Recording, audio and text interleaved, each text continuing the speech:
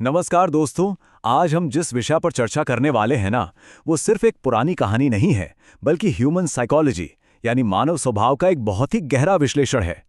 आज हम बात करेंगे अहंकार, सत्य और उस ब्रह्मांडीय भ्रम के बारे में जिसे हम माया कहते हैं। ये कथा जितनी पुरानी है, हमारी आज की भागदौड़ भरी जिंदगी में भी उतनी ही सटीक बैठती है। तो चलिए बिना देर किए सीधे वैकुंठ धाम चलते हैं और समझते हैं कि सत्य और भ्रम के बीच की लाइन कैसे गायब हो जाती है, यहां तक कि दुनिया के सबसे महान ज्ञानियों के लिए भी। जरा इस सिचुएशन को इमेजिन कीजिए। वैकुंठ में भगवान विष्णु बैठे हैं। वो मुस्कुराकर पूछते हैं, आओ नारद, आज बड़े प्रसन्न दिखाई दे रहे हो।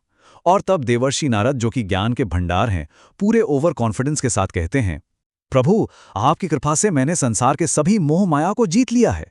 अब मुझे किसी वस्तु का आकर्षण नहीं होता।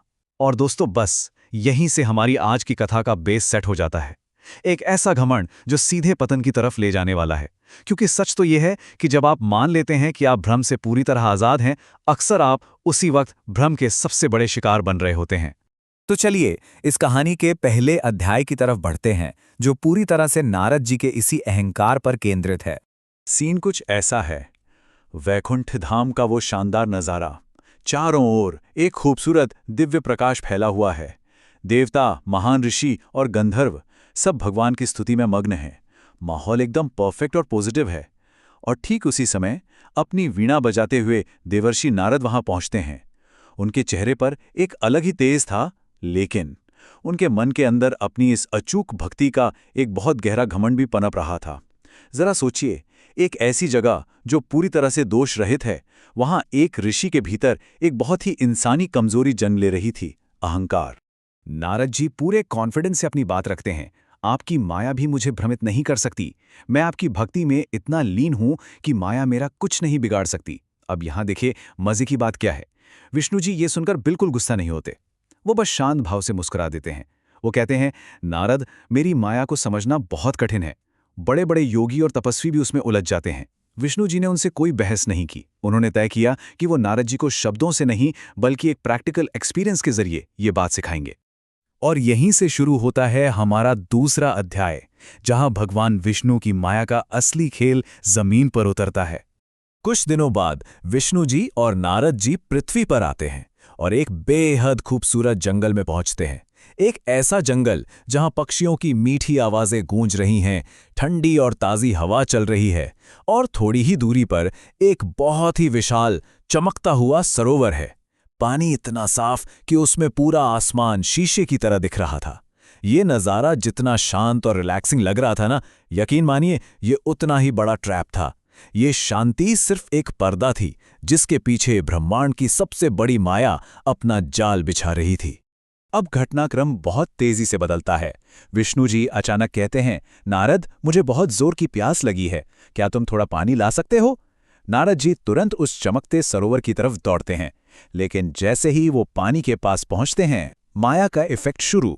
उनके अंदर उस पानी में नहाने की एक अजीब सी अनकंट्रोलेबल इच्छा जाग उठती है। वो अपनी प्यारी वीणा को किनारे रखते हैं और सीधे पानी में डुबकी लगा देते हैं। भ्रम कितनी आसानी से बिना शोर किए अपना काम करता है, ये उसका एकदम परफेक्ट उदाहरण है। पर जैसे ही वो पानी से बाहर निकले, बूम, सब कुछ बदल चुका था। देवर्षि नारद अब एक बेहद खूबसूरत युवती बन चुके थे। लंबे काले बाल, सुंदर गहने और चेहरा एकदम चांद की तरह चमकता हुआ। लेकिन सबसे शॉकिंग बात ये नहीं थी। सबसे बड़ा शौक ये था कि उनकी याददाश्त पूरी तरह से जा चुकी थी। उनका पिछला जीवन, उनकी भक्ति, उनकी वो वीणा, सब गायब। उन्हें याद ही नहीं था कि वो असल में देवर्षि नारद हैं।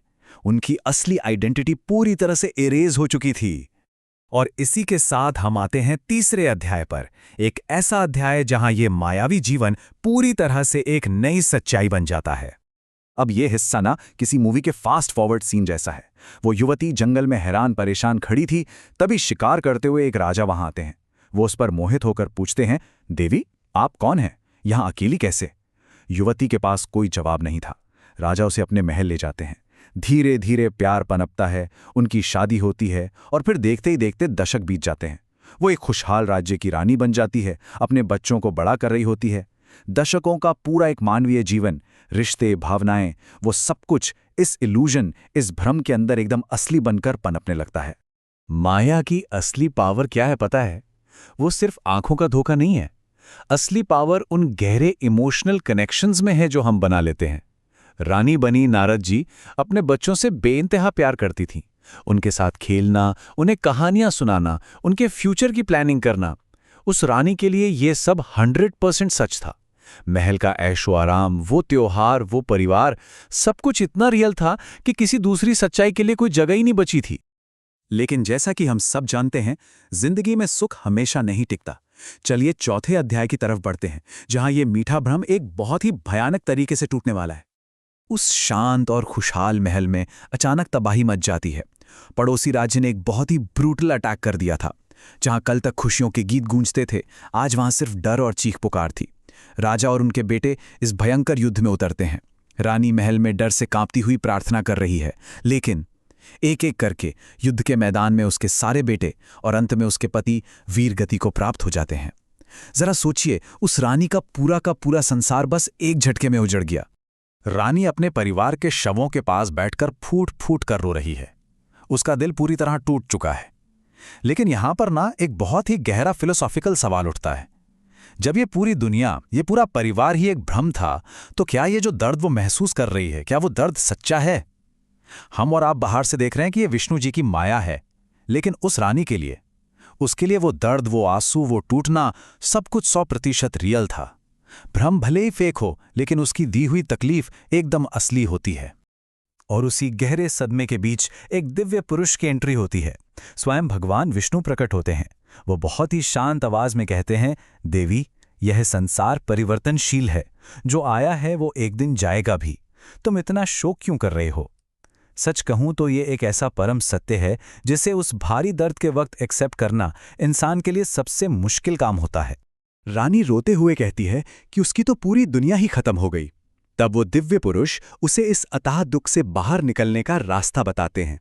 भारी कदमों और टूटे हुए दिल के साथ वो रानी उसी रहस्यमयी सरोवर की तरफ वापस जाती है जहां से ये सब शुरू हुआ था।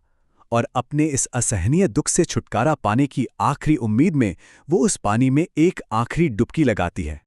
और अब हम आते हैं अपने आखिरी और सबसे जरूरी अध्याय पर, सत्य और विनम्रता की इस महान सीख पर। डुबकी लगाकर जैसे ही सिर बाहर निकाला, पलक झपकते ही सब गायब। वो रोती हुई रानी, वो मारा गया परिवार, वो बर्बाद हुआ राज्य, सब कुछ जैसे हवा में उड़ गया। और सामने जो असली सच्चाई खड़ी थी, वो थे देवर्षि नारद। उनके हाथों में वही पुरानी वीणा थी, शरीर पर साधु के कपड़े थे। एक पूरे जन्म का वो भारी भरकम दुख, दशकों की वो जिंदगी महज एक सेकंड में एक सपने की तरह टूटकर बिखर गई। सामने भगवान विष्णु अपनी उसी शांत मुस्कान के साथ खड़े थे। नारद जी कांपती हुई आवाज में पूछने लगे, प्रभु, ये सब क्या था? मेरा परिवार कहाँ गया? मेरा राज्य? तब भगवान ने बहुत ही गहराई से समझाया, नारद, यही मेरी माया है। जिस संसार को तुम सत्य समझ रहे थे, वो केवल एक भ्रम था। माया की ताकत देखिए दोस्तों, इसने ब्रह्मांड के सबसे बड़े ज्ञानियों में से एक को उसकी असली पहचान तक भुला दी थी। यहां पर नारद जी की मानसिक स्थिति को समझना बहुत दिलचस्प है। वो पूरी तरह से ब्लैंक और शॉक में हैं। भ्रम टूट चुका है, लेकिन परिवार को खोने का वो फैंटम पेन, वो दर्द अभी भी उनके दिल में गूंज रहा है। अचानक उन्हें ये रियलाइज होता है कि उनका सारा ज्ञान, सारी तपस्या इस माया के आगे कुछ भी नहीं है। और इसी एक पल में उनका वो पहाड़ों जैसा बड़ा अहंकार चकनाचूर हो जाता है। आंखों में आंसू लिए वो पूरी तरह से सरेंडर करते हुए भगवान के चरणों में गिर पड़ते हैं। तो अब सवाल ये है कि ये माया आखिर है क्या चीज? आसान भाषा में समझें तो ये वो कॉस्मिक इल्यूजन है जो खास तौर पर एक घमंडी दिमाग को अपना शिकार बनाती है। इसका काम ही यही है कि ये इस टेम्परेरी, खत्म हो जाने वाली दुनिया को ऐसे प्रोजेक्ट करती है जैसे कि बस यही परमानेंट और अल्टीमेट सच हो। और जब आपके दिमाग में अहंकार भरा होता है ना, तो आप इस माया के जाल को देखने में पूरी तरह से फेल हो जाते हैं। यही इस पूरे विश्लेषण का सबसे बड़ा टेक अवे है। विष्णु जी ने समझाया, जो अहंकार करता है, माया उसे तुरंत अपने जाल में लपेट लेती है। लेकिन जो इंसान अंदर से विनम्र है, हम्बल है, केवल वही सच के रास्ते पर टिका रह सकता है। अहंकार वो दरवाजा है जिससे माया आपके अंदर एंट्री लेती है। आप अपनी आध्यात्मिक या भौतिक अचीवमेंट्स पर जितना ज्यादा गुरूर करेंगे, आप भ्रम का शिकार होने के उतने ही करीब होंगे। उस दिन के बाद से देवर्षि नारद का वो सारा ओवर कॉन्फिडेंस और अहंकार हमेशा हमेशा के लिए छूमंतर हो गया। अब जब उन्होंने अपनी वीणा वापस उठाई और आंखें बंद करके गाने लगे नारायण नारायण, तो उनकी उस आवाज में कोई दिखावा नहीं था। उसमें सिर्फ एक बहुत ही गहरी और सच्ची विनम्रता थी, जो इंसान सिर्फ इतने बड़े भ्रम से बाहर निकलने के बाद ही महसूस कर सकता है। तो दोस्तों, आज की इस शानदार चर्चा को खत्म करने से पहले मैं आपको एक थॉट देके जाना चाहता हूं। जरा सोचिए, अगर देवर्षि नारद जैसा इतना महान तपस्वी माया के चक्कर में अपनी असली आइडेंटिटी पूरी तरह से भूल सकता है, तो क्या इस रोजमर्रा की भाग दौड़ में हम सच में जानते हैं कि हम असल में कौन हैं? हमारा ये ईगो, हमारा ये स्टेटस, हमारी ये पहचान, क्या ये सब वाकई सच है, या फिर ये सब भी किसी बहुत बड़े बेहद खूबसूरत भ्रम का ही एक हिस्सा है? ये एक ऐसा सवाल है जो यकीनन आज के बाद आपके दिमाग में काफी लंबे समय तक घूमता रहेगा। इस गहराई को मेरे साथ एक्सप्लोर करने के लिए आपका बहुत बहुत शुक्रिया।